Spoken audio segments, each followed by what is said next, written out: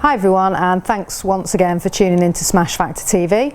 My name's Natalie Adams, and in this video tip what we're going to look at is hip rotation through impact. It really does affect how you're going to strike the ball, how well you're going to strike the ball, and also the direction that you're going to strike the ball in. So what I've done here, I've just put an alignment pole through the front loops on my trousers here, and once I'm in set-up position here, what we should see happening is the alignment pole is going out parallel to the target line. Now, when you make a backswing, so if we make a backswing here, you'll notice that the alignment pole rotates in, so the alignment pole is actually pointing out to the right. Now, if you don't get enough hip rotation in your downswing, that's going to affect the speed that you swing the club at, but massively it's going to affect the direction that you hit the ball in, because if you don't rotate your hips enough back over to the left, you can see the alignment pole be pointing to the right, and then you're either going to release the club out to the right and just hit the ball over to the right, or you'll try to correct that and you'll throw the club in front of you, or over the top, trying to correct it and trying to get the club to pull round, and then you might end up hitting the ball over to the left. So very difficult to control the club face if you're not rotating your hips through.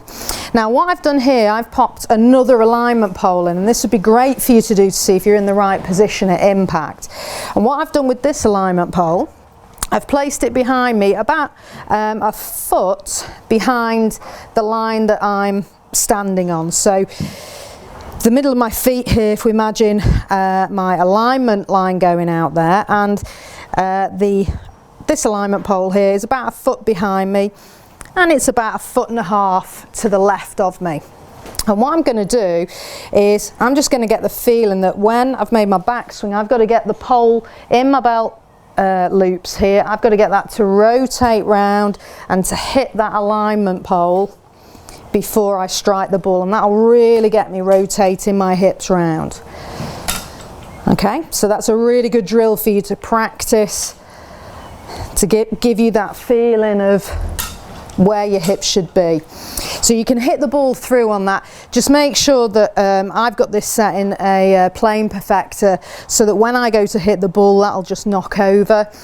So if you do push it into the ground, if you're practicing off the turf, don't push it in too far so that the pole can come out when you hit. Or another good idea there would be if you just turn a range basket upside down and just prop the pole into the range basket, then obviously it'll be able to knock over when you hit the shot.